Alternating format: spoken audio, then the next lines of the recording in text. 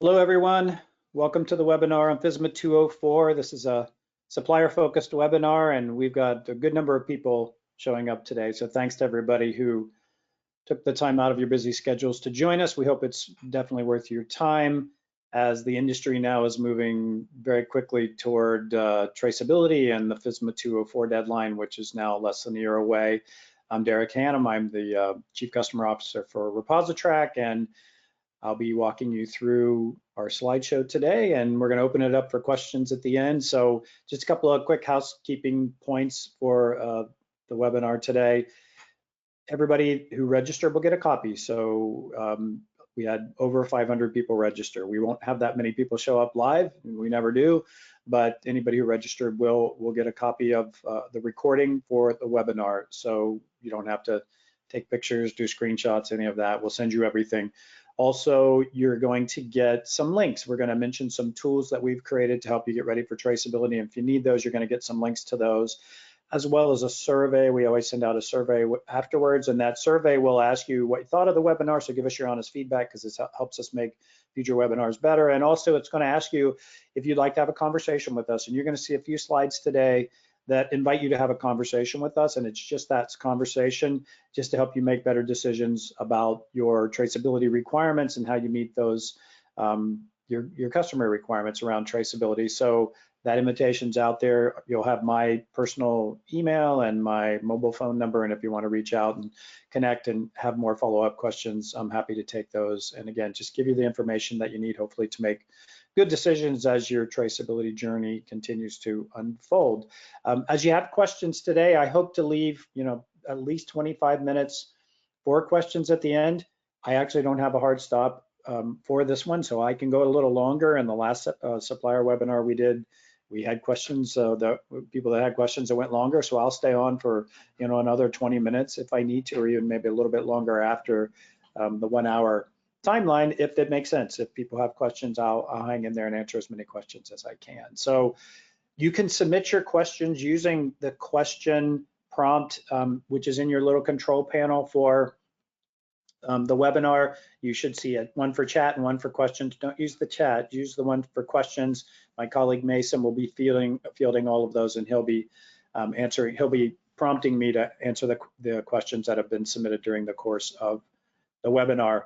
Also, there is one poll today, so we're going to pop up on the screen a poll, an interactive poll. You'll be able to answer. It's just a real simple poll, kind of a choose one option, one of two options. And if you could do that, it'll help us understand where you are, and we can tailor more of the content as we move through the webinar. So I'm going to turn off my camera to preserve some bandwidth. I'll turn it back on when we get to the question part, and let's dive into the content. So here's what you can expect today. We're going to, for those of you who aren't familiar with ReposiTrak, I would assume most of you are, but quick introduction to ReposiTrak. Then we'll talk about the changing nature of the food safety landscape, because it is pretty rapidly changing today. The challenges that creates for suppliers dealing with what is becoming a more complex traceability world today. The steps you can take to get ready now to become traceability ready and prep your company for those requirements. How ReposiTrak can help you. And again, I'm going to try to leave some extra time for Q&A. So I'm trying to get my slides to cooperate. There we go. So quick intro to ReposiTrak. ReposiTrak is a supply chain data management company. We're a solution provider working with a lot of food companies today in the supply chain. You may be familiar with ReposiTrak already because you have one or more customers who are using our compliance management solution, where you're submitting documents into ReposiTrak. It's the largest network of its kind in the world for that kind of thing, for collecting food safety and risk management documents. We have more than 30,000 suppliers with over 110,000 facilities in over 100 countries that are connected to ReposiTrak, sharing documents today. So chances are we know something about your company in terms of your facilities, the types of products that you ship, and at least some of your customers. Likewise, we do a lot of product tracking and shipment tracking for a number of retailers when we're tracking DSD deliveries into stores for things like bread, milk, frozen foods, beverages, etc. We're a publicly traded company on the New York Stock Exchange, very very solid financially, and around for the long haul. We've been in business for more than 20 years and very well established to help the industry deal with the challenges of traceability. As more and more companies now are doing traceability, we do work with a lot of retailers, wholesalers, and food companies today. Just a quick snapshot of some of them. Again, we're connected to thousands of companies. In terms of what we call the ReposiTrak traceability network, we have about 15, 16 companies now that are using us and requiring suppliers to use ReposiTrak for traceability. And so you can see how some of the numbers are rolling up here around the numbers of suppliers, wholesaler, retailer distribution centers, and retailer locations that are represented by our traceability network today. So now let's talk about the food traceability landscape and how it's changing. A lot of, I'm actually at a seminar today, you probably noticed it looks like I'm in a hotel room when I was on camera. I'm in Houston, and I'm at a conference today for some food service companies. And a lot of the questions that we get now, particularly since the new administration took over in Washington, is, is this thing really going to happen? Is FSMA 204 going to stay in place? Will it get delayed?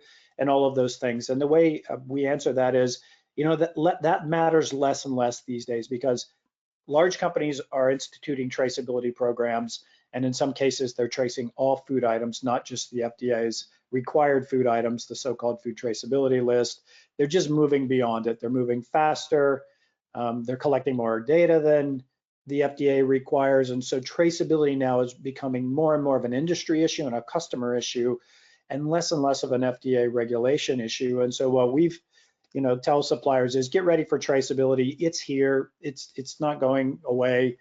Regardless of what the FDA does, these large companies are moving forward with their traceability programs. And again, going beyond the food traceability list. And frankly, a lot of this is driven not just by the regulators, but it's by consumers, right? It's the consumers want more transparent. Of course, we all want a safer food supply chain, the safest food supply chain possible, but consumers want transparency. They want to know more about their food, the provenance of the food, and that their retail partners, their retail locations, their stores are taking every step that they can to create the safest possible supply chain. And in the minds of many consumers, that means greater food traceability. But certainly we know these major wholesalers and retailers, food service companies now are moving ahead and driving forward with their traceability programs. These companies have all made public commitments to their traceability programs. And so these companies are all actively have launched and are implementing food traceability. What's the difference among them? Well, it's the requirements. The requirements are different among many of them. Some of them, again, are tracing all food. Some of them are going beyond the data set that's required under the FDA FSMA 204 policy. And so as a supplier, you need to be prepared to respond to the requests of your customers. Again, it's not so much a regulatory driven environment right now around traceability. It's a customer driven environment around traceability. And as you can see here, we've drawn some boxes around. The ones at the top are all working directly with ReposiTrak right now. If you're on the webinar today, maybe you have one or two or more customers who are in the ReposiTrak traceability network, and they are requiring you to use ReposiTrak for traceability. The logos that you see at the bottom aren't using ReposiTrak, but you may need us to help you with them. And many suppliers can't easily share traceability data under the requirements of Walmart and Kroger and Target and others, Albertsons. And so you may need some help sharing data downstream, and we want to impart upon you the knowledge that will help you understand ReposiTrak can actually help you with all of your traceability requirements downstream, not just those customers who are asking you to join ReposiTrak for traceability. So we really want to try to divide you. And again, we're going to do a poll question around this. We want you to think about which category you fall into. So you're in one of these two categories if you're on the webinar today. As a supplier, you either already have a customer or maybe multiple customers that are asking you to do traceability in some way, right? And you may or may not be able to do that. A lot of the large grocery retailers are asking their suppliers to use to send an event shipping notification, an ASN, and use EDI to do that, EDI, electronic data interchange, in order to do that. So can you do that today? Do you have that in place? Are you capable of sending EDI? So what are, you need to understand today, what are my capabilities? Maybe you haven't gotten any requests yet to do traceability either within ReposiTrak or using some other approach, but you think it's coming or you suspect it will be. And if that, and your suspicion is a good one, because it's likely that you will, it's almost inevitable that you will. We want to help you start preparing for that. So again, we're going to provide you some tools and some links. You see an example of it here. You're going to get these links sent to you in a follow-up email. So you can take them down now, but just understand, we're going to send you all the links to the tools that we've created to help you get ready for traceability. So we're going to prop that poll question now. I think Angela and Mason from my colleagues are going to pop the poll question up now. And we just want you to tell us, which category do you fall into? Do you have customers asking for questions, asking you to do traceability today?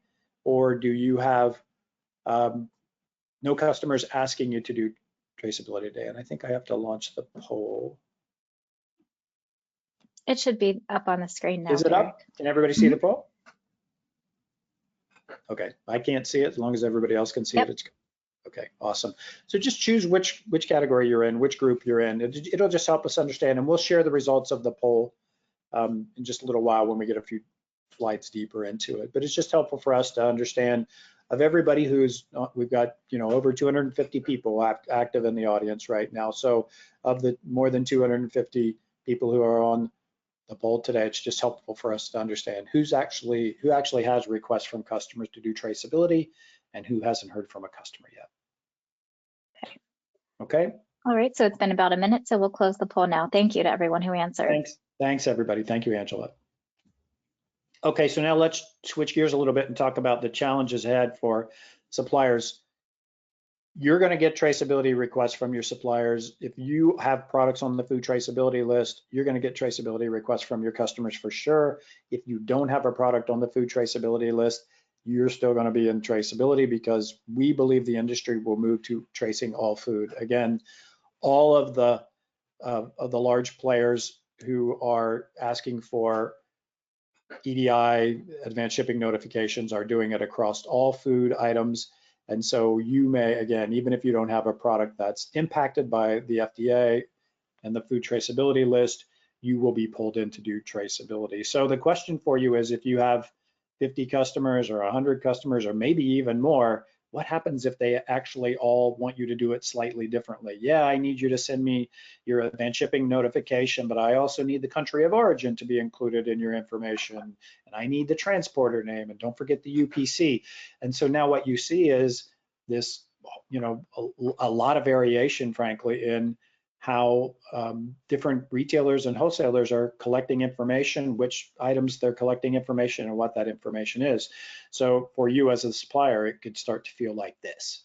Connect to my portal, use my blockchain, send that EDI 856 event shipping notice to me, and include all 20 data elements. And so what was fairly standardized under FSMA 204 is now becoming very non-standardized as retailers and wholesalers start to set up their traceability programs, because they're setting up their traceability programs in the way that best meet their needs, and they're going to expect you as their suppliers to meet them at their requirements. So it can be, the challenge for you is, how do you do all this, right? How do I do it? Well, I have labels, or maybe I can send an ASN. The truth is, those things alone won't be enough to get you to where you need to be for food traceability. Let's just start with the basics and talk a little bit about the FSMA 204 requirement. And just to make sure everybody's grounded, if all you have to do is the FSMA 204 requirement and nothing else, this is what that looks like. So the reason your customers are asking you for help is they need to collect the lot code, the product description, the lot code reference from you in order to create their traceability record.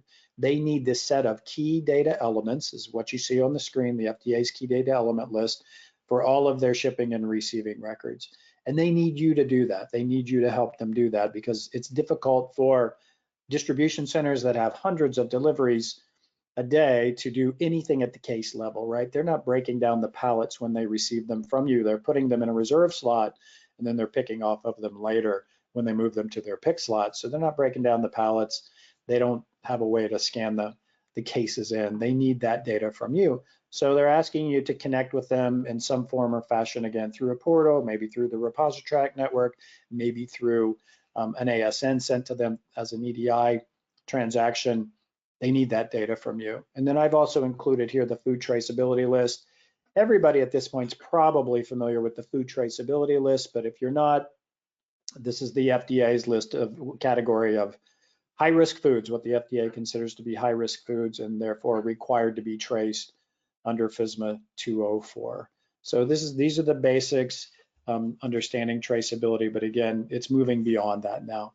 We get asked a lot about labels and can my label be my traceability solution? And the truth is that the labels will never carry all the KDEs because all the KDEs aren't known at the time the label is applied to the case, right? So the label can be a great way to identify the product, the lot code source reference, but it doesn't know all of the shipping information, right? It doesn't know where it's going, and it doesn't know where it's going to go, not only the next time it's shipped, but maybe the time after that, and the time after that as some of the cases move through distribution and get moved a few separate times. So just understand the label can help. It can be critical in some situations, but it will never be the full solution for traceability. Labels are important though at certain parts of the supply chain where label scanning might be required. For example, maybe in a store, at store receiving, there may be a necessity to scan case labels. And in that event, your labels need to be scannable. So the large retailers, again, are moving toward pushing the GS1 128 standard and are going to require their suppliers to use the GS1 standard label. If you don't yet use the GS1 standard label, you should look into it, because if you want to ship to large retailers and wholesalers in the future, particularly the large retail chains, you're going to have to use the GS1 standard label. If you don't, they won't consider you as a supplier.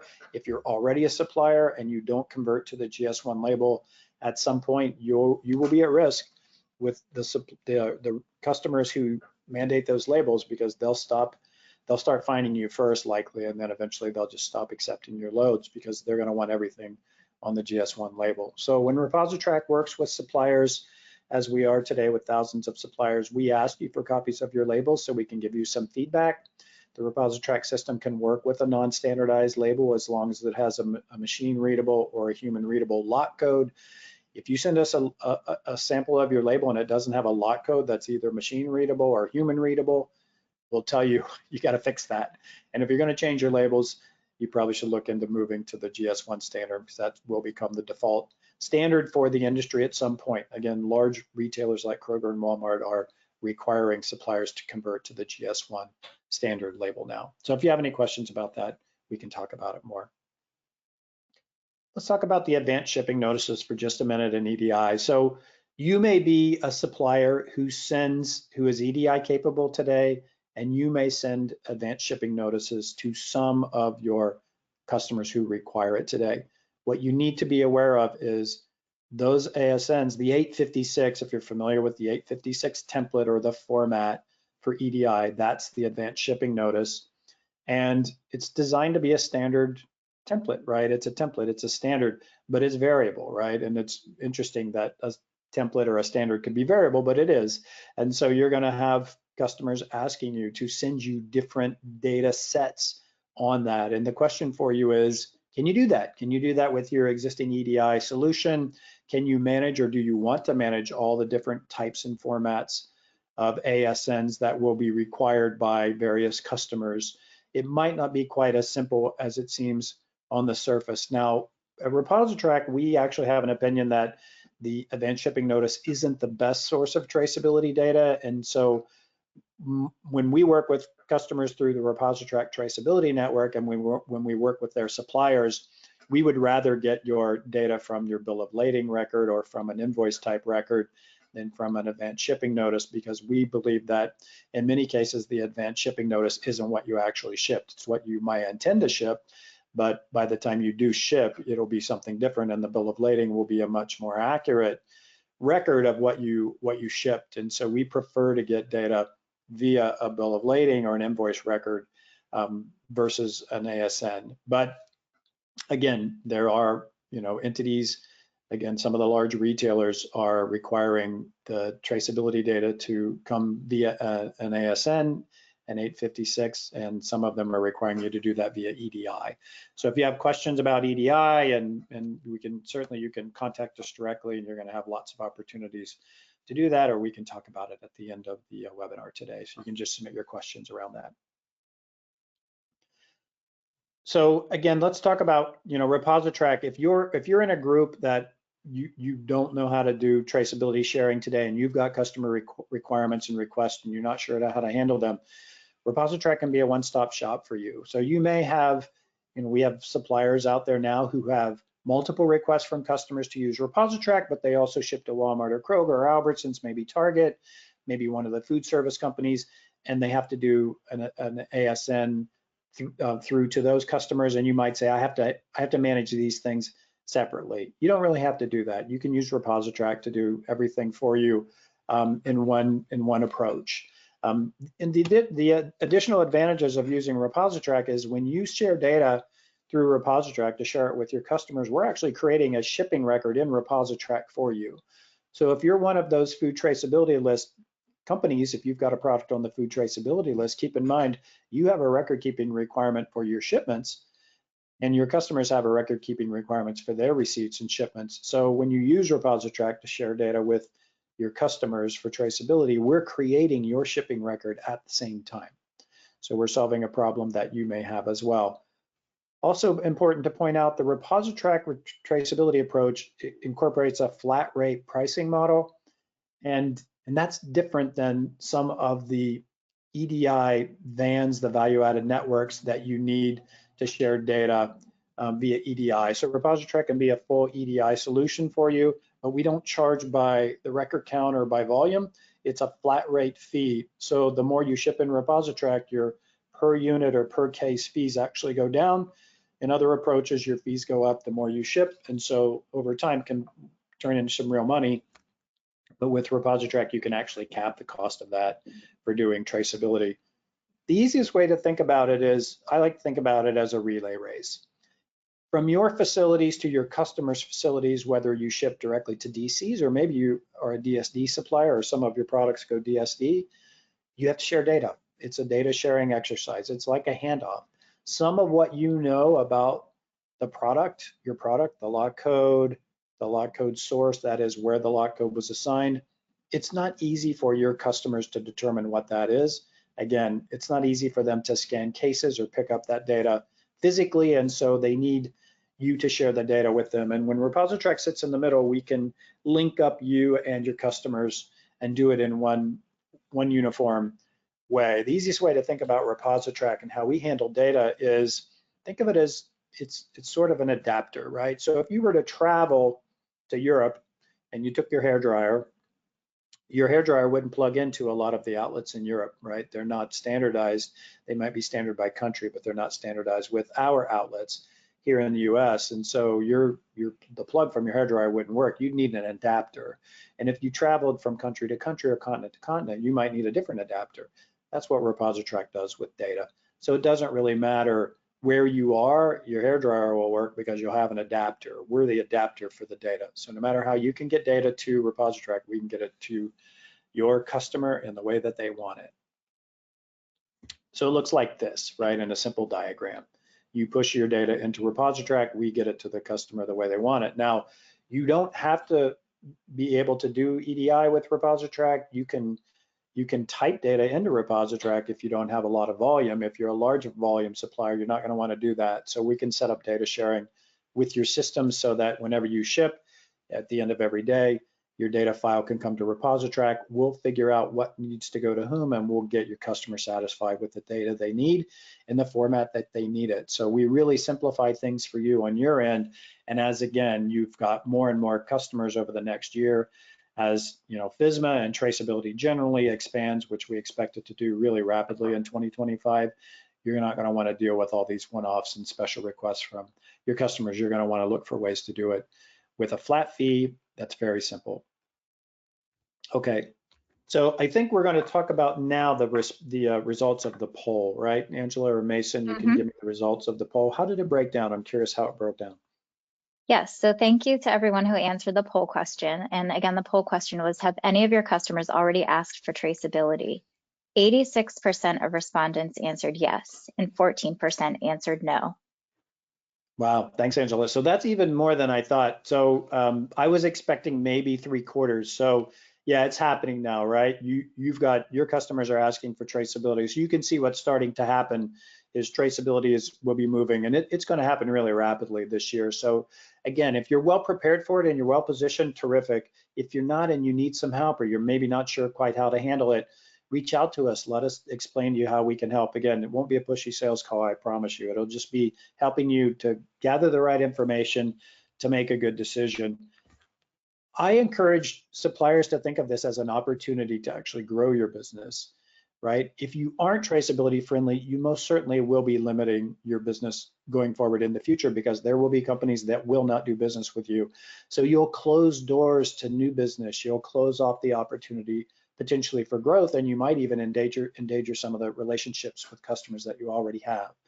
Don't allow that to happen. Get traceability friendly now and promote it. Use it as an opportunity to promote it to your customers if you're traceability friendly, or your prospects, right? When you can become traceability ready and traceability friendly, your sales team should be communicating that to customers and prospects to let them know. Look, this doesn't have to be expensive or complex, particularly from the supplier side. A lot of what we can do with you can be done in an automated fashion with no changes to your systems and no new requirements. It doesn't have to be expensive. Again, it can be flat fee, unlimited use models with ReposiTrak so that the more you ship, you're actually spreading the cost of your traceability capabilities across more and more cases and more shipments. And so it just becomes a lower cost on a per unit basis as more and more of your customers do traceability. Just understand, if you said, I don't currently have customers asking for to do traceability, if you're in that 14%, gang, it's coming. I don't know what to tell you other than get ready because it's coming. And I think you can see that now. If you look at that 86-14 split, you can see that the industry now is moving to traceability, and those traceability requests are really starting to come in now from customers, and you should expect more of those in the coming weeks and months. So get ready now. We're going to give you some resources, again, some links, some things you can do to get ready. You can always reach out to our team to help with that. But again, start thinking about your labels and ASNs. Understand one forward, one back traceability is the thing of the past. That's under the Bioterrorism Act from a couple decades ago. This is different. This is data sharing. It's a data handoff, and you've got to have the capabilities to do that. As a supplier, you might need to do it upstream with your suppliers as well. If maybe you're a distributor, maybe you're a distributor in seafood or produce, and so you've got to collect the lot codes from the companies that ship to you so that you can share them downstream with your customers. Or maybe you make a product on the food traceability list and the ingredients of that product are also on the food traceability list, and you've got to collect the lot codes for those products from your suppliers. And so you might have upstream challenges related to traceability as well as customer facing downstream challenges for traceability, and ReposiTrak can help you with that too. But again, take control of this. Just understand the traceability requirements that you have now or that you likely will have in the future will fall into two basic categories. You're going to have customers who ask you to use a portal, something like the ReposiTrak Traceability Network, to share your data, and it could be another type of portal. Or you're going to have customers that say, I'll take it from your advanced shipping notice, send that to me via EDI in this format that's called 856, but I'm going to tell you the data that needs to be shared. Customers are going to dictate the data sets that they need, and again, those are varied and different today. So if you do EDI and you choose to do it with an EDI van, the more you ship, the likely more you'll pay, and it will get more complex. Again, ReposiTrak can make that simpler, cheaper, and over time, the cost per unit fall even more. Here is some of the material that we're gonna, again, send you the links out to help you get ready. If you're not ready, this will help you get ready. We'll send these to you after the fact, along with the recording of the webinar. And again, here's a little bit more detail, right? You're going to need to have the ability to, understand, make a list of, you're going to have to know your ship from locations, your customer ship to locations. Again, the types of items and products that may need to be traced. You might have customers say, tell me if you have a product that's on the food traceability list. If you do, you're going to have to explain that to them.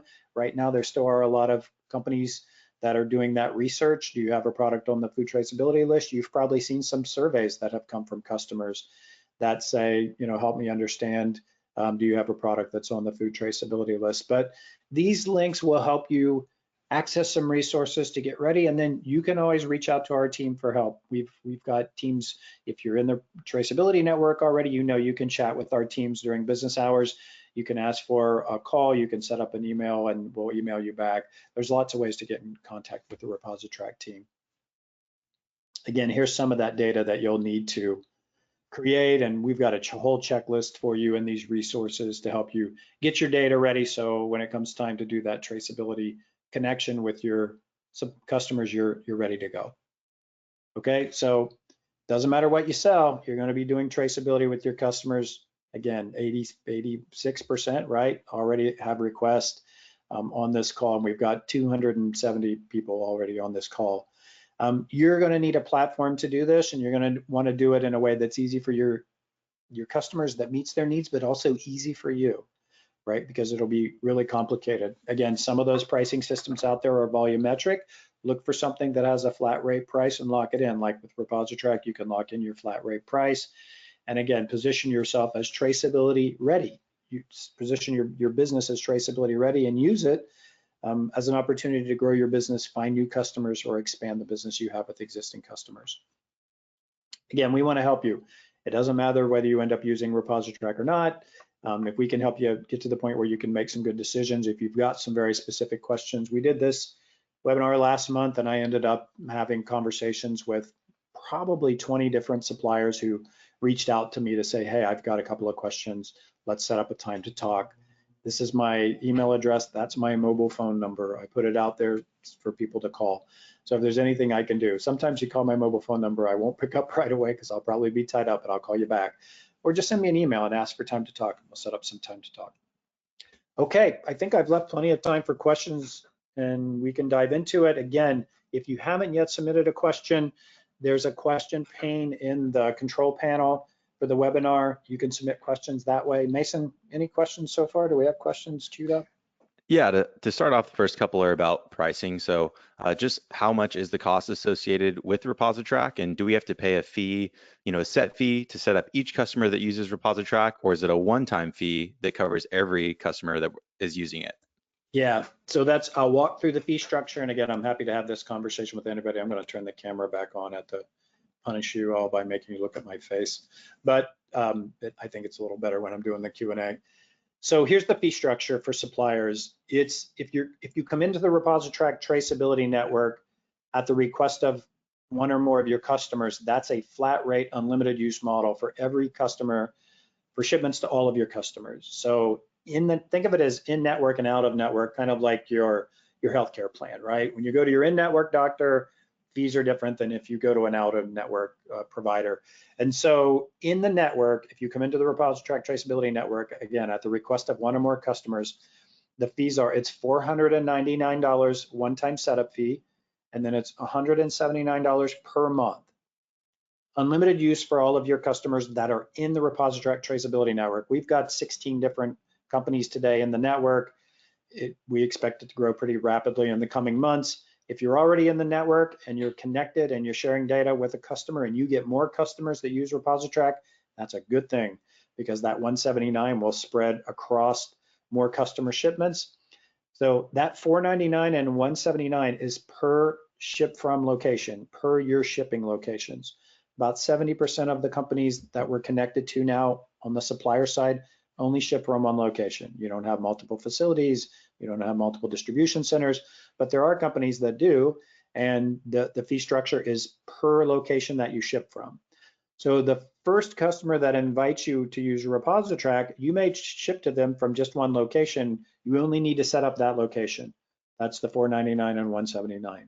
If you get another customer that comes in and you ship to them from a second location, you'll set that location up, same fee structure, $4.99, set it up, $179 a month. But again, any other customers that you serve from those locations, if they use ReposiTrak, no additional fees. Okay, so that's in the network. Out of the, if you called us up and said, hey, I'm in the network, it's great, I've got multiple customers, I'm spreading the 179 over those shipments, that's terrific, but I don't do EDI today and I've got Walmart and Kroger and our customers and I need to take care of them, we can help you with their requirement too. Every additional customer that we help you with is an additional $4.99 one-time setup fee, and then it's $49 per month for all the shipments to a customer from your ship from location, from your shipping location. So if you needed us to help you with Walmart, $49, all your Walmart shipments from a location, $49 a month. If you want us to help you with Kroger, an additional $49 a month, but for all your shipments to Kroger and so forth and so on. So outside the network, it's a per customer charge. It's $49 a month. Inside the network, it's $179 unlimited across all the customers that are in the network. If you have any questions about that or you want to follow up with that, pop me an email. I'm happy to, or we can send it to you. And it's all spelled out on the website materials, by the way. The links that we're giving you, everything's spelled out on the website as well. Okay. Thank you, Derek. Next question. Would you mind going back to the previous screen? We had a couple of requests just for your contact information there. Oh yeah, sure. I'll go back to that. Here you go. And then, yep, perfect. And then second question here, could you provide some real examples of a key data element required by the FDA? Yeah, I had it up very quickly on the screen. I'll walk through it just so you know, and I'll go back to that. I don't want to make everybody dizzy going back and forth through the slides, but so here's the key data element list. This is the exact list for shipping and receiving, right? The lot code, the product lot code, right? The product description. So just whatever the product is, right? Roma tomatoes. The lot code source or lot code source reference, which is confusing to people because it's a new term. It's simpler than it sounds. It's the location at which the lot code was assigned.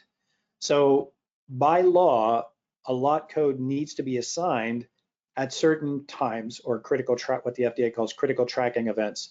Initial packing, in this case of seafood, the first land-based receiver, that's where the lot code should get assigned. Anytime a product is manufactured or transformed, that's where the lot code is, that's the time the lot code is assigned. Wherever that occurs, that location is the lot code source. The FDA gives you options for the lot code source. It can be a physical address. It can be a street address. This facility address and phone number, that can be the lot code source. Or it can be your FDA registration number for that facility or a USDA registration number. Or it could be a geolocation for a field, for field packed produce, for example. There's about 4 or 5 different options that satisfy the FDA for what is the lot code source, but it has to be one of the 4 or 5, and those are spelled out on the FDA website. There's another one where you can actually have kind of a code that's referenced to a facility on a website that you can give the FDA access to. It's a little bit more complicated, but it's for companies who consider the locations to be sensitive or proprietary, where the lot code is assigned, and they don't want that information shared all the way through the supply chain. There's an option that the FDA has allowed for that too. But it sounds confusing, but it's just the lot code source. So 3, I've gone through 3 so far. The lot code, the product description, the lot code source, there are 5 more.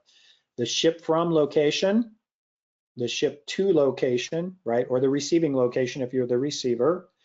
The quantity and unit of measure, 80 cases of whatever, right? The quantity, 80, and the unit of measure, cases, right? So the FDA considers that 1 data point. It's actually 2 in the IT world, but you get the idea.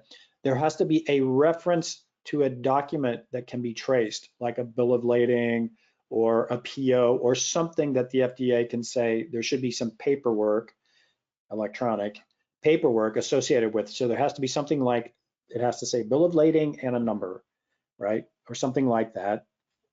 And the date, right? So if you're the shipper, it's the shipping date, and if you're the receiver, it's the receiving date. So those are the 8 key data elements required by the FDA. Now, again, companies are going beyond that. So companies that work with ReposiTrak today, we actually collect also the UPC or PLU because we use that downstream. Some companies want this country of origin, not required by the FDA, but some companies still want that. The transporter name, right? There's just a variety of other data points that customers want. So again, this is where traceability is becoming more of a customer requirement and less of an FDA requirement. And that's what creates some of the complexity with trying to manage all of these various requirements across your customer base. So I'm happy to go into KDEs more if it's necessary. Just resubmit a question or let me know. Hopefully it's clear. Go ahead, Mason. Thank you. We had a couple questions about how traceability applies for brokers. So in some instances during season, we act as brokers, buying product and sending it direct to retailers on a different shipper's order. How will information flow onto the end customer if there's no link to the actual vendor on record? Yeah, brokers are brokerage is tough, right? Because you don't, under the FDA, if you don't, the FDA's requirement under the traceability rule, FSMA 204, states that for products on the food traceability list, and again, that's that, you know, shell eggs, soft cheeses, a lot of produce, products with nut butters, bagged salad, deli salads, all of those items, right? All the seafood items, that if you manufacture, process, pack, or hold, right? Which means I've handled it, it's in my facility. Any of the products on the food traceability list, you have a record keeping requirement. Well, as a broker, you may not do any of those things. You don't manufacture it, you don't process it, you don't pack it, and you don't actually touch it. You're just a broker, right? In that situation, you don't have an FDA required traceability requirement, but your customers still consider you the supplier, right? Because their commercial relationship is with you, and they have a traceability requirement. They need to have a receiving record. And so they will come to you, and they may already be coming to you saying, I need you to share the lot code information with me. You're gonna have, and it varies by company, but you're gonna have to have a way to do that. So that may mean you have to aggregate all of that data from the companies you source the product from and then provide it to your customer in some format, or you may have to connect your customers with those ship from locations in some manner so that the data can come in that way. We're in the middle of a lot of that today with ReposiTrak. So if you're a broker and you want to talk about that, we're in the middle of that a lot today because we have customers using the ReposiTrak traceability network who buy from brokers. And so there is a way to do it within ReposiTrak. It's trickier outside of ReposiTrak. So if you're a broker and you want to talk more about that, let us know. Brokers, just understand traceability is not something you're, in our view, it's not something you're going to be able to avoid because your customers are going to say, help me do traceability, and you're going to have to be able to do that, or they're going to find somebody else to do it for them. So as brokers, traceability is in your world now, whether you like it or not. Perfect, thank you. Next question here. If we can get KDEs to ReposiTrak in a CSV or other file type, can ReposiTrak then create an ASN on our behalf? We do not currently have a WMS. Yes, exactly. So great point. That's exactly what we can do. So you can get ReposiTrak, the data that's required has to be the full data set that's required by the customer in the ASN, but we can get the ASN to them. ReposiTrak is a full EDI shop. Like we like to say, we're like an EDI van. So if you know the companies that are EDI vans, van is a value-added network. They're a private network for sharing data. ReposiTrak is one too. We don't advertise our services that way because we, it's really a means to an end for us, but we can do that for you on your behalf. So again, the idea with ReposiTrak is I share my data with ReposiTrak in the way that's easiest for me as a supplier, and they worry about getting it to my customer every time in the way my customer wants it, like a good adapter does, right? Think of us as a data adapter. Here's another metaphor. If you've ever seen the UN General Assembly, which I always think is cool, right? There's 180 some odd countries represented in the General Assembly at the UN, and the speaker who's at the podium has to speak in one of 6 approved languages, right? They can't actually all speak in their own native tongue because there aren't enough translators to translate all those languages, but they have to speak in one of 6 approved languages. So the speaker may be speaking Mandarin, which is one of the approved languages. Everybody in the crowd who doesn't speak Mandarin is listening to that real-time translation in their own language. That's kind of what ReposiTrak does for data. So you speak it in the language you want into ReposiTrak, we translate it out to the customers in the way they want it. So a CSV file, if you're familiar with that, you can send us your data via CSV, we can pull it in, create your shipping record at the same time and satisfy the customer's needs, even when it's an ASN. Perfect, thank you. Next question here. If my products are not in the FTL, list, can my customers request it? And then are we obligated to provide it? Well, you're only obligated to provide it if you want to keep your customer happy. And I'm not trying to be a wise guy when I say that, but it's a customer requirement, just like anything else that they require you to do. So if they tell you your product has to have a certain label on the case, which the larger ones are now saying, you're going to have to do that, or at some point they'll stop buying from you. I mean, that's just the reality of it. It's harsh, but it's true. It's a requirement. And the definition of a requirement is if you don't do it, there are consequences, right? So yeah, you're going to have to do it. So whether you've got a product on the food traceability list or not, traceability is here. It's happening. The large retailers, some wholesalers, food service distributors are setting the pace for the industry now, and that includes pulling in products that aren't on the food traceability list. So again, if you may work at a company that doesn't sell products that are on the food traceability list, and as a result of that, you haven't given traceability much thought over the last couple of years, and that's understandable. But you have to change now. The industry is changing. Traceability is a reality, and again, it's going to impact companies across all food. Now, we don't have people today, I don't think, that are saying packaging, right, or anything else. Could get to that, but right now they're just saying it's food. By the way, pet food, some people ask me, is pet food covered by the FDA food traceability rule? It's not. Pet food's not covered by FSMA 204, but large retailers are requiring pet food to be traced. So if you're in the pet food business, you're going to be doing traceability if you're not already, because if you have large retail customers, they're going to require you to do traceability. So just understand, food's going to be traced. Is the ReposiTrak platform compatible with GDST compliance? Great question. So for those of you who aren't in seafood, you don't know what the GDST is. That's the Global Dialogue for Seafood Traceability. So ReposiTrak is a GDST partner, and we're actively involved with the GDST and helping the industry deal with GDST standards. We're not technically today compliant with the GDST standard, but we do have interoperability set up with the leading seafood traceability companies like Trace Register and like Whole Chain, so that we can easily share data. So if you're a seafood company and you're using one of those systems or any other system, our system is very interoperable. So we have agreements set up in place with, again, some of those companies and more in the works, where we'll do easy data sharing. And in some cases, even there's a special agreement around fee structures so that you don't get hit with extra fees. Again, if you're a seafood supplier using an existing traceability solution that is a seafood specific traceability solution, we're working collaboratively with all of those companies. So while we're not technically a GDST approved technology yet, we are interoperable with the leading seafood traceability solutions. Thank you.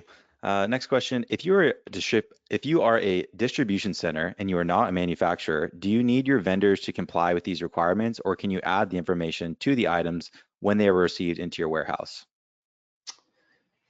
Yeah, so I may not understand the question, so I'm going to answer it in the way I think it was asked, and then if I didn't answer it right, resubmit your question or tell me I didn't get it right. I think what's being asked is, can the distribution center create a lot code, right? And the answer is no, you can't create a lot code unless you transform the product. So the FDA has this, one of the critical tracking events is called transformation. Transformation is when you're processing or changing a product that's on the food traceability list into another product that's on the food traceability list. The easiest example of that is if you're bringing in into like a commissary and you're bringing in fruits and you're cutting them up and making a fruit bowl, and you're mixing it together and making a fruit bowl, or you're cutting up veggies, fresh cut veggies to make a veggie tray or something like that. In a distribution center, you may be mingling products together, you may be culling produce items to pull out bad ones and mixing them together from different lots. If you do that, you can create a new lot code, and you actually have to create a new lot code. If you don't change or transform the product, you can't add a new lot code. So you may have a tracking code that your system keeps track of the items while they're in your facilities, and you consider that your tracking code. It's not the lot code. The lot code is what was assigned at the time the critical tracking event for the lot code creation. You can't change the lot code unless you change the product in a way that meets the FDA's definition of transformation. So I had this conversation a lot early with, say, within the last 18 months with distribution centers who say, no, we put a lot code on it. And I would have to say, no, you put a tracking code on it. That's not the lot code. The lot code has to be the lot code that was assigned at the time the FDA determines when a lot code needs to be assigned. So hopefully that's clear. You can put different tracking codes and do all of that. You've got a pallet license plate and all those things that help you track the product as it moves around your distribution center. But the lot code that your customer will be asking for, if you're a distributor, is the lot code that the original supplier assigned to it. And that may be 2 steps before it got to your DC or more, depending on if it's an imported product. So yeah, it's a little complicated. If I didn't answer the question, if the question was asked was different than that, then please just resubmit it. Thank you. And then next question here. You mentioned several times during the call that this is what the industry is doing and where the industry is going, but the FDA has been clear in their strategy of adding foods to the FTL based exclusively on risk. Can you just expand on what it means by this is the way that the industry is going? Yeah, if you just look at the requirement of the largest retailers, so this is, again, some of this is our perspective, but Walmart, Kroger, and Albertsons are tracing all food, right? They're not following the FDA's guideline anymore. They're tracing all food and they're collecting more data when they do it, and their deadlines are faster than the FDA's deadline. Keep in mind, the FDA's deadline is January of next year. So we've got about 11 months left for everybody to come into compliance before the enforcement deadline. The FSMA 204 is actually in place today, folks. Some people say, well, it's not in place yet. It starts next January. No, it's in place today. Enforcement starts next January. It's the enforcement deadline that's been delayed. It's not the actual rule itself. But if you look at the requirements of the large retail chains and grocery in particular, they're moving well beyond the food traceability list. They're doing all food and collecting more data, and their deadline is this year, some middle of this year. So they're going beyond. That's why, in our view, the industry will follow that trend, and it looks like that's already starting to happen.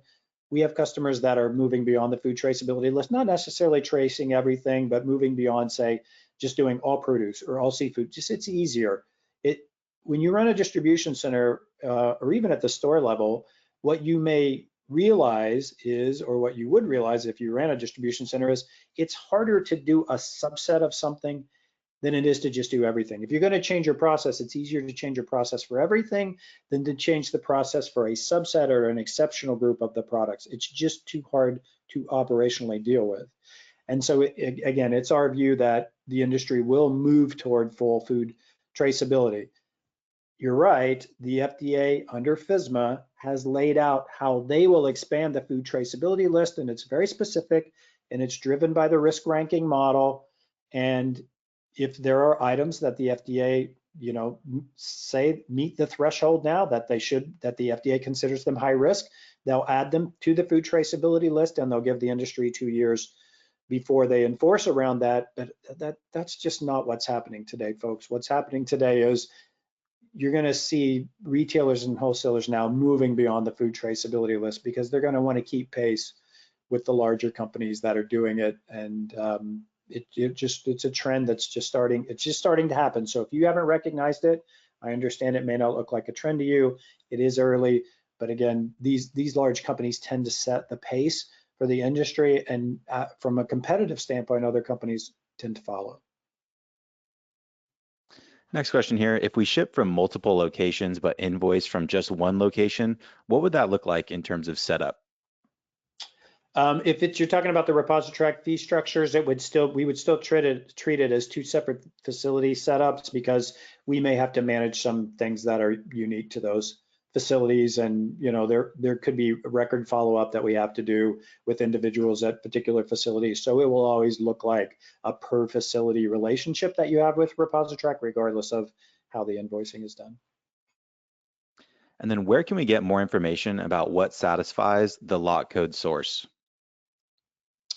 It's on the FDA website, and I'll make sure we include it in the links that we send you. So, but if you Google FDA FSMA lot code, it'll probably come up. There's a lot of FSMA 204 pages on I think the FDA does actually a pretty admirable job of trying to explain something pretty complicated on their website. I think their web pages are actually pretty good. And they have a special page under the FSMA 204 subsection devoted to the lot code and the idea of a lot code source. So just to be clear, there's no standard for a lot code.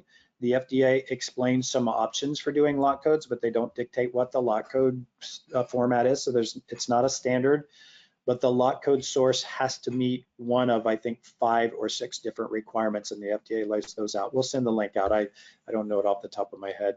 If you need it, if you want to email me, I'll email it to you, but we'll send it out to everybody. Derek, I have the link and I will send it out in the chat right now. Oh, there you go. Angela on the spot. Thank you, Angela. So it'll be in the chat, and we'll make sure you get it afterwards too. The FDA, there's something else that you need to be aware of on the FDA website that I think is really handy. It's called the Technical Assistance Network, or the TAN. The FDA calls it the TAN, T-A-N. It's a way you can submit questions directly to the FDA online, and they'll answer them. And in many cases, they answer them like within 48 hours. It's really fast. But all of the questions that have been submitted to the TAN related to traceability are on the FDA's website in this massive FAQ, right? Question and answer all laid out, and it's searchable by term. So it's terminology searchable. So it's got a search in it. And so somebody, may say, what about, when do I have to start tracing nut butter? When does that start? You can actually go and type in nut butter, and you can see all of the questions that related to nut butters have been submitted through the Technical Assistance Network. It's really handy. I've used it a lot. I've referred customers and suppliers to it. They've submitted their questions. They've told me they've gotten responses very quickly, and their questions all land on the public page on the Technical Assistance Network. So if you haven't ever seen that, it's a pretty cool resource. You should check it out. Thank you. Next question here. Are Walmart and Costco using ReposiTrak? If not, are there any plans for them to start utilizing it? Walmart and Costco are not using ReposiTrak. I don't believe there are any plans for Walmart to use ReposiTrak. I don't know that Costco has actually fully published their requirements. We don't have any, indications from Costco that they intend to work with us at this point. We're open to it. So, but as of yet, so I would say Costco is probably slightly more up in the air, and they'll confirm to you that I don't know that they've published everything from Costco. If they have, I haven't seen it, and we try to keep an eye on those things. Walmart very likely won't be working with us. Having said that, if you have a requirement that for them or any other customer that isn't using ReposiTrak, we can still help you, right? We can still be your intermediary to get the data that Walmart requires to Walmart in the way they want it. Next question, do you have any organization case studies of current traceability programs in action utilizing ReposiTrak? We do. We probably don't have enough sort of built out completely yet, but here's what's happening. We've got, we have suppliers sharing data in ReposiTrak every day today, and we're populating their records for them, and we're populating the records for their customers on their side. So we can actually show you live in the system what that looks like, and we can show you in demonstration accounts what it looks like. If you're in the network, for compliance management but not traceability yet, you're familiar with ReposiTrak, reach out to me. I can walk you through some things and show you how it works in the system so you can see how it would work for you. But yeah, we can reference some different things. Look, it's early, and frankly, it's not all done all the way through yet. And so it's a little early for case studies, but we do have suppliers today starting to use us for out of network and getting set up to share their data outside the network, not just with the ReposiTrak required customers. Thank you. And then can you provide a little bit more insight on how traceability lot codes affect brokers? Yeah, again, with brokers, you don't have, since you don't touch the product, you don't have a data keeping requirement for FSMA 204. The FDA won't come to you and say, give us your records, because you don't hold the product. This assumes you don't touch it, right? You're just a broker. You're a financial intermediary. You get an order from somebody and you place it somewhere else, and the product ships directly to your customer from another location. You don't touch it. But here's the trick. Your customers consider you the supplier in that scenario, right? They don't know anything else. If you're invoicing them and they're paying you, they're sending you a PO, you're the supplier. In the eyes of the customer, you're the supplier. And so don't be surprised when they say, start sharing lot code information with me, and you don't have it. So you're gonna have to get it, or you're gonna have to arrange for it to get to your customer from the source of the product. That's challenging, right? And so you're gonna need a system, right, or an approach where you can ensure that when the shipments that you're responsible for with your customer go to them, the lot codes travel too, not just the lot code, but the lot code source. So this is a challenge for brokers today. You might not have a system in place to do this. ReposiTrak can help, but you may need to put a different arrangement in place with the source of the products that you broker and sell, so that the lot code information can flow to you, so you can share it downstream with the customers who need it. It's challenging for brokers. This is a tough one for brokers to deal with, because again, it's not the FDA that's going to come knocking on your door. It's just that your customers are, otherwise your customers are going to have to go to the source that you source the product from to get the lot code data. You probably don't want them to do that, right? So you're going to have to be in the middle there, collecting that lot code data and sharing it downstream with the customers. It's challenging for brokers. So if you're a broker and you want to talk more about that, reach out to me. Next question is, does the traceability info go down to the individual container level or to the case level? Great question. So there needs to be, it's really the case level, because most of the time it's a case that's being tracked. But we do have the situation that's prevalent in the supply chain where cases get broken down and eaches get pulled out, and the eaches won't necessarily have the lot code, right? So the individual units won't have a lot code. This happens obviously a lot in convenience. Convenience stores don't turn enough product in many cases to order a case at a time. So they're getting, rather than a full case, they're getting an inner pack or some sort of a, 5 units out of a 12 unit case or something like that. And that's really challenging. And frankly, I don't know that anybody's cracked the code yet on how they operationally collect the lot codes from the distribution centers down to retail. If you're a supplier, in most cases, what your customer will be looking for, if they're a retailer or a wholesaler, is case level lot codes, case level, not individual. So but it's quantity and unit of measure at the case level. So the record that the FDA is looking for needs to say this lot code, 10 cases. That will satisfy the FDA. All right, so in most of the time, and again, happy to talk about the exceptions with you if you want to talk. Most of the time, if you're shipping as a product supplier to a retailer or a wholesaler, case level traceability is all that's required. Got a question here about the transformation step. So when we perform a transformation of a product, such as slicing tomatoes, how are we expected to link the original lot code to the new lot code assigned after that transformation? Yeah, you need a process in place to do that, right? You need a process or a tool or a platform.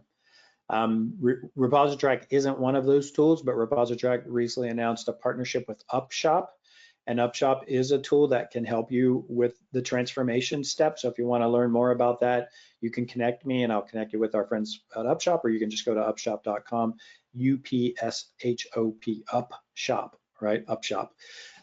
They do that traceability step. They do the traceability. So they can help you link the ingredient, I'll call it an ingredient, might actually be, in the example, a whole tomato that comes in with a lot code. As soon as you slice it, you've created a new product in the eyes of the FDA. You need to assign it a new lot code. Upshop can help you knit that together and keep those records. And you can actually, if you partner with Upshop and ReposiTrak, we have a partnership today, so you can push it into ReposiTrak from Upshop, so we can keep the record. So we're doing that. We're going to be doing that with a lot of retailers. Retailers run commissaries, right? Grocery retailers, many of them do that kind of work in a central kitchen or maybe in one store, and they ship it out to other stores, and they need to do that transformation record. Most of the companies that are doing that upstream, if you're a processor, if you're a value-added processor of fresh produce or something like that, you probably have something in place to connect those inbound lot codes to your new lot code. But if you don't, reach out, and you'll need, if you're doing it at volume, you're going to need a system to manage that, because you're going to need those records. You have to keep those records just like the shipping and receiving records, right? So you have to have 24 months worth of those records. If the FDA asks for them, you got to have a rolling 24 months of history, and you got to be able to export that to an Excel spreadsheet or something like an Excel spreadsheet within 24 hours and send it to the FDA, which is basically on demand. You pretty much have to have it on demand if the FDA asks for it. So you will need a system in place to do that if you're doing it at volume. Perfect. And we are after 3 o'clock. We do have more questions if you have time, Derek. I'll stay on I can do it probably another 20, 25 minutes before I have to run to the airport, so I'm happy to stay on. Perfect. Thank you. Going on to the next question here. Items on the FTL, some of the fruits and veggies note fresh. So if these products are frozen and packaged, do they no longer fall under this rule? Yeah, so it's interesting. So you got to read the details of it pretty closely. It's fresh produce, but it's frozen food, fish, seafood actually still falls under the rule, but frozen produce does not. So just double check the rule and make sure it's clear. Again, FDA website, FSMA 204, you can go by, you can look by the product categories under the food traceability list, and it spells it out. Don't just go by that simple diagram that I use, which is the FDA's diagram. But if you have specific question about, is my product on the food traceability list, go to the FDA's website and confirm, because it'll lay it out for you there. They spell out all the difference between fresh and frozen, what's included and what's not, what's a tropical tree fruit and what's not, what's a nut butter and what's not. It's all spelled out on the FDA's website. So don't take my word for it. If you're in doubt about something as important as that, confirm it with the FDA. This question is, if we distribute fresh produce that comes directly from the farms, does the farmer have to provide a lot code to us as soon as that product arrives at our facility?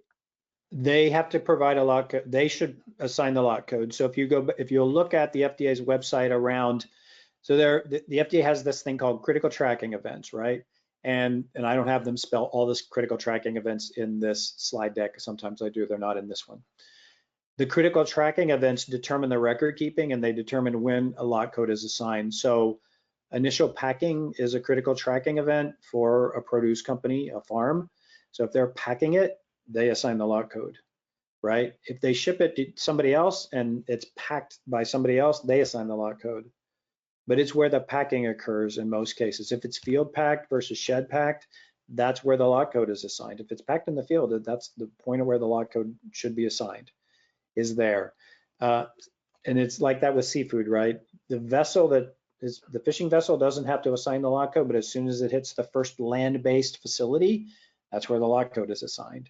So you need to understand when you're upstream and you're the producer, where it is, what's your obligation in terms of the lot code. If you're a distributor and you're receiving packed produce from a farm, they should have assigned a lot code. If they didn't, they need to. You're not the point at which the lot code gets assigned unless you repack it. Thank you. Next question here. We currently are not required to have a best by or expiration date on our seasoning products. So with this traceability, will we now be required to have a best by date? Yeah, this doesn't impact the date code, but the date codes are going to be important for tracking products and lot codes. Let me explain what I mean by that. In the distribution centers today, most of them, the warehouse management systems can't track a lot code. They're not designed to track lot codes, which may surprise you. It certainly surprised me when I learned that. They're designed to track the date code. Now, I use the term date code as opposed to sell by or expiration or pack date, because depending on the product, those things can be very different. But there should be a date code, because going forward, that's how distributors will actually, in many cases, they may need the date code to back into the lot code. So my advice to you is, and again, confirm it with your own, experts, but you should have some sort of a date code, even if it's something that's way out in the future. Date codes can be helpful if you link them to the lot codes, right? Because when, if you don't track if the lot codes aren't tracked all the way through, the date code can help you back into the lot code. So I don't think the FDA is mandating that you have to start assigning a date code, but you will have to have again, if you're not on the food traceability list, a lot of what the FDA requires doesn't impact you, right, for traceability. But date codes are helpful, and I would encourage you to start, looking at having date codes. This is just going to be something that's helpful later for recall and investigations. It just makes life easier when you can start to sort and identify products based on things like date codes and lot codes. Do you know which specific large retailers are requiring GS1 128 labels? We know some of them. We try to keep track of this, right? So for sure, Walmart and Kroger. I want to say Albertsons. We actually have the requirements of these. Whenever anybody makes their requirements public, which a lot of them have, we put it on our website as a resource for you as a supplier. So all of this is on our website, in our resource center, and we've got this link that we're going to send you, which is called ReposiTrak.com/trace everything, I think, or something like that. You're going to get the link. And all of these requirements of the various, large chains, we've got detailed on there. So again, Walmart and Kroger for sure are mandating a GS1 label. Albertsons, I think, but I'm not 100% sure, so don't take that as gospel, but I think they are. It's coming, gang. If you're not GS1 compliant, start looking into it. Keep in mind, if you have to change your labels, there's going to be a land rush on the label companies, right? The companies that produce the labels, that produce the labeling hardware, there's going to be a constraint around that, just as there will be a constraint around software companies if everybody waits till the end of the second half of this year to move. So you really should get moving now, because you may call up your label company and they say, we'll put you in the queue. We're not going to be able to get to you until November. That might happen. I don't know that for sure. I'm just saying, think about everybody that has to change. GS1 labels are maybe 5%, certainly less than 10% penetrated across all food categories today. If the major retailers force that and make all of their 20,000-ish suppliers do that, everybody's going to be rushing to get their labels changed, right? Don't get caught up in that rush. Move now. Get out in front of it. How will this work for DSD when it comes to sending the ASN? It looks it's pretty much the same as if you're shipping products to a distribution center. It's pretty much the same. So that they may ask you to send an ASN. And again, some of them have specific requirements. I think it's Kroger's that says they want your ASN 3 hours before the delivery. And so you're going to have to coordinate those things pretty tightly. But it'll be similar. You're going to have a means to share data with your customer in the way that they want it, whether your product is, they're receiving it in a DC or they're receiving it in a store. It can look from your side, it can look really similar. And I know you mentioned things like dog food, but this specific question says, do we know if products such as supplements or collagen would need traceability? They're not on the list today. Yep, they're not on the list because they're not considered food by the FDA. So they're not on the list today. Perfect, thank you. And then our company operates using Famous software. Does ReposiTrak have the ability to work with Famous software? We do, and I know Famous is working on something. I don't want to speak for them. The last update we've heard through joint customers about Famous, Famous is working on making it easier to collect and share lot codes and doing the work to help their customers make it easy to do, to share the data. And certainly ReposiTrak's easy to work with for any ERP. For those of you who don't know, Famous is an ERP that's used commonly in produce and widely in produce. ReposiTrak's easy for systems like that to share the data if they have the data to share. So yeah, and if you use one of those solutions and you want us to talk to your solution provider, contact us and we'll set up a call with them. That's what we've done on the seafood side. It's worked great. Seafood traceability companies are all, again, working with us to share data and make it easy. If I do not have an EDI, is there a way to set up automatic ASNs, or do I have to enter this manually? It depends, right? You may have to enter it manually, or there may be a way for us to get it from you electronically, and we'll just have to talk about what your capabilities are today. So that's kind of a one-on-one conversation that we can have. And again, if you're in the ReposiTrak traceability network today and you're trying to figure out how to get your data sharing set up and you're stuck for whatever reason, you can always go to support@repositrak.com, support@repositrak.com, and our team will help you make the technical connections. If you have general technical questions, bring them to me. I'll bring the right technical people into the conversation as needed. If the lot code has to be printed on the case label, what information needs to be printed on the individual packaging? There isn't a requirement for anything on the individual packaging today. So, which is part of the problem, right? Because again, if items get pulled out as eaches, right, or individual consumer units and dropped into bins and shipped off to stores, the visibility of the lot code, goes away. And so it's probably something that'll get fixed over time, but there isn't a requirement today to put the lot code on the item, on the individual consumer unit. If we receive product in unsealed containers from suppliers and apply the seal to the container at our receiving facility, is that considered a CTE? It likely is, right? It likely is. Certainly if you are mixing products together and from various lot codes, that's absolutely a transformation step, and you need to create a new lot code. If it's coming in a package and you're just sort of wrapping it, and the lot code is intact and the product doesn't change, it might not be a CTE. I'm actually not 100% sure about the answer to that, so I'm happy to research it. Pop me an email so that I can talk to you directly on that, and then we can send it out to everybody who might have a question about that. But I actually don't know the answer to that specifically, and I don't want to give you bad info. So my email's up there. Shoot me an email, whoever submitted that question, so I can follow up with you and see if we can get a good firm answer. Thank you. Next question here. Could you please explain in more detail the relationship among the KDE, UPC, and case label? Oh, okay, yeah. So a KDE is a key data element. So again, the lot code is one of those KDEs in the eyes of the FDA. The FDA has a list of the KDEs that they require in the record to meet the FSMA 204 traceability requirement, and the lot code is a KDE, right? But also the ship from location is a KDE, and the date of the shipment is a KDE. So KDEs, just think of it as key data element. It's a data point that needs to be collected in your traceability record, and again, some of those are dictated by the FDA.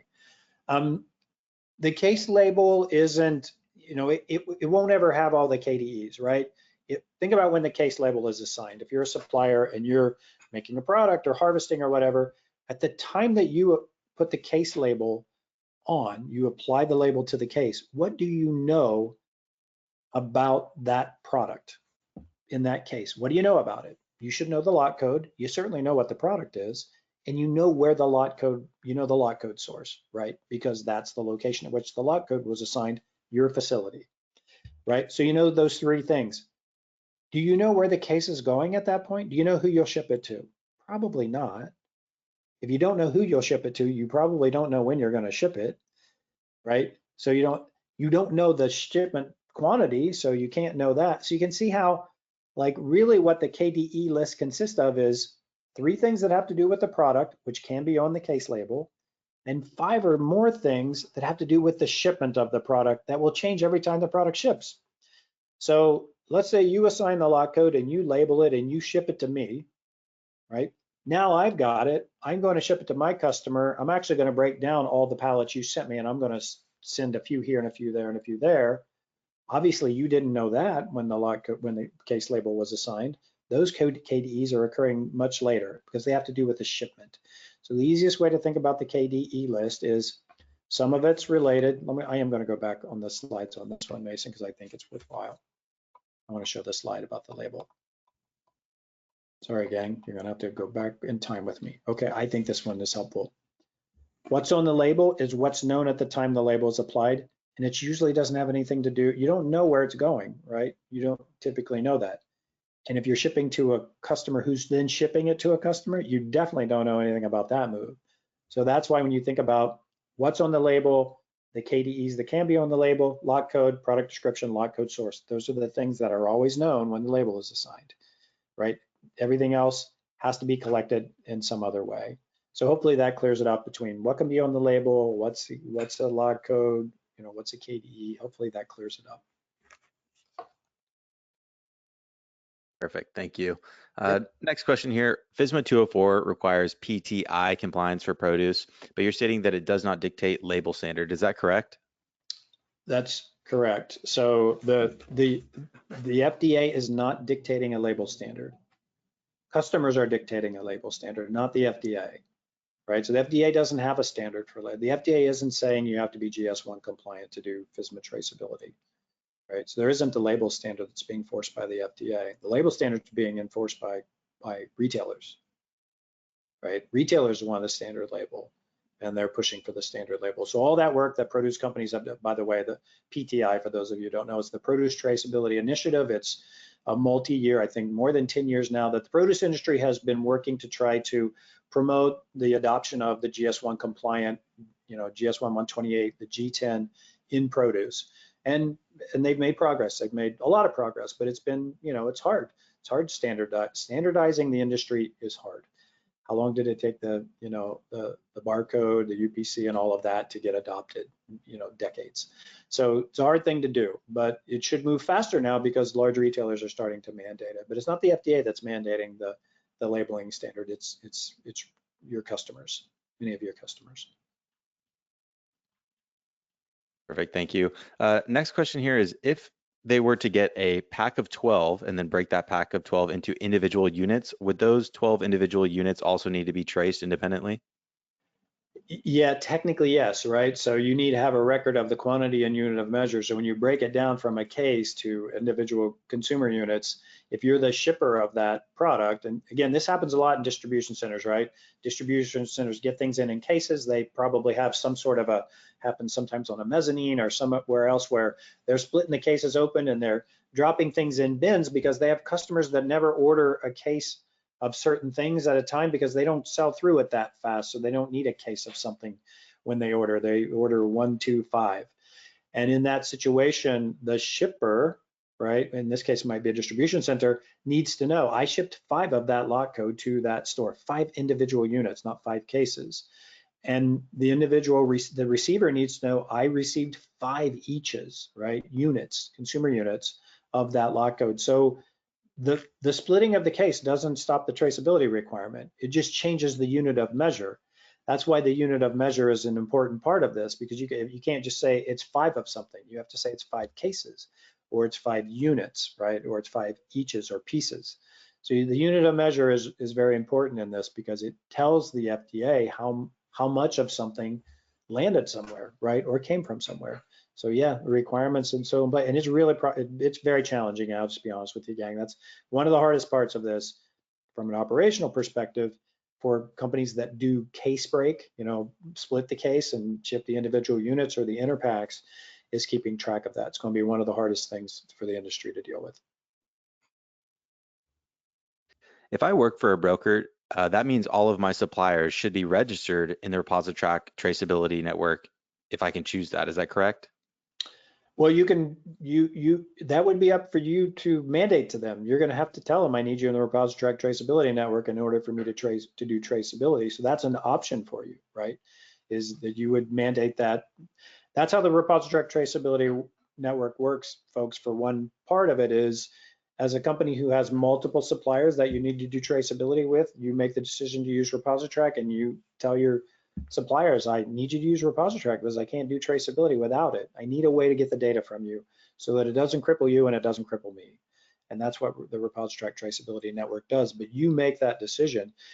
Some suppliers may say, well, I'm in ReposiTrak already, but I've got these out of network. I need help with that. That's where the suppliers now you're starting, suppliers like some of you on the phone are calling us up and saying, help me with the out of network. I need help with that. That's why we just want to let you know ReposiTrak can be your solution for those customers who use ReposiTrak and those customers who do it a different way. Next question is, does the case label have to have information from the location where the product was packed? It does, right? Because that's where the case label was applied, is where it was packed, because where it was packed is where the lot code needs to be assigned. That's where the lot code is under FDA rules. Packing is the critical tracking event whereby the lot code is assigned. That's where the lot code needs to be assigned, is where it's packed, right? So as a result of that, it needs to be labeled. You need to, there's no other way to identify it once it's packed if it doesn't have a label. Couple of questions here about compatibility. They're wondering if ReposiTrak is compatible with Produce Pro, and then we also got another question about shipping through DataTech. Are we compatible with those? Yeah, I'll start with Produce Pro. It's a little, because I don't know who DataTech is, so I'll punt on that one, but I'll give you a general answer. But with Produce Pro in particular, a lot of companies that use Produce Pro have a locally installed instance of Produce Pro. That means it's running on a server that you own.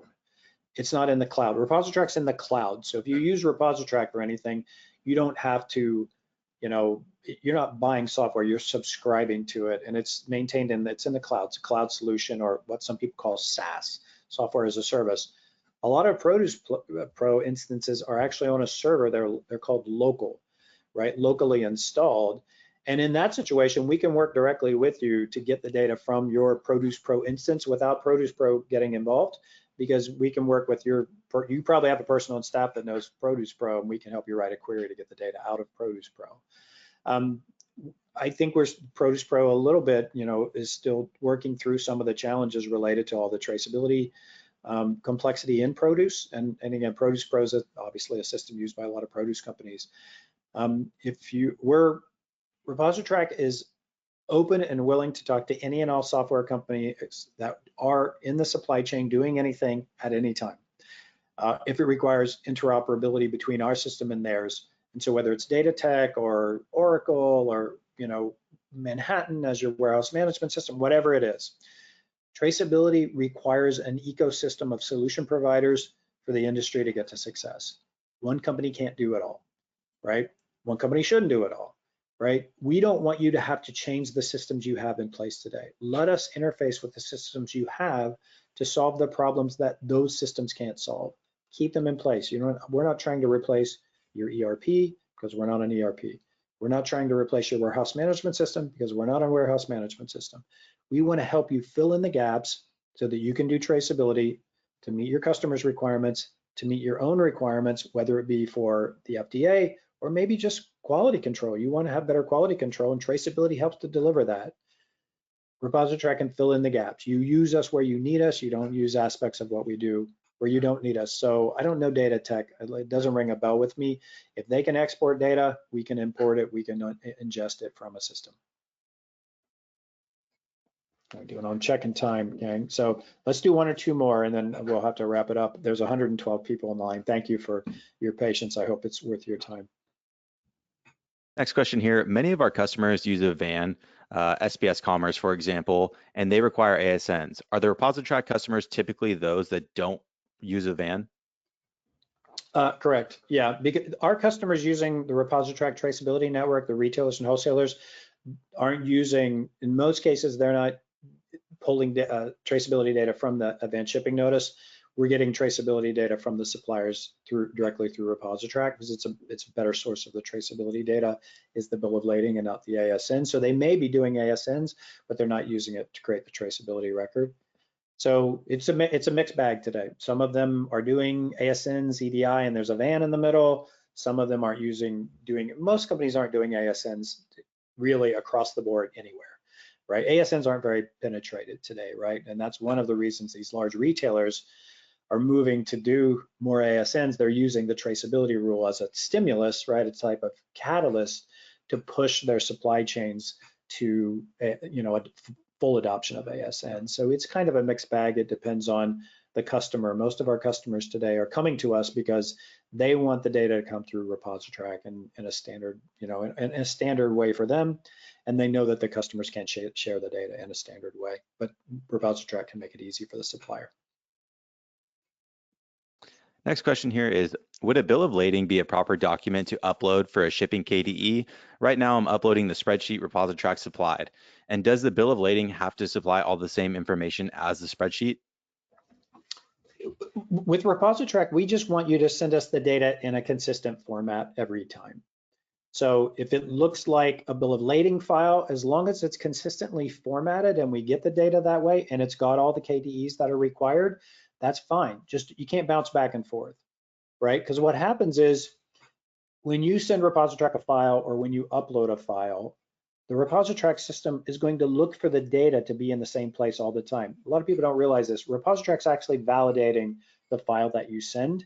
So if you always put the ship from location in column B, for example, if it's like a spreadsheet, you need to always put it in column B. If the ReposiTrak system looks at the file and it sees something that looks like a date in column B instead of something that looks like an address, it'll push the file back to you. It'll say you've got a data error. The ReposiTrak system actually validates for data errors, and it'll push it back to you and say, you've got a data error. You left something out, you got something in the wrong spot, and that happens about 1 out of every files that come into ReposiTrak today have a data error, 1 out of 5, 20%, right? So if you're getting emails from us saying your data's in error, you've got variability in how you're getting the data into the system that you need to address, because it's creating extra work for you.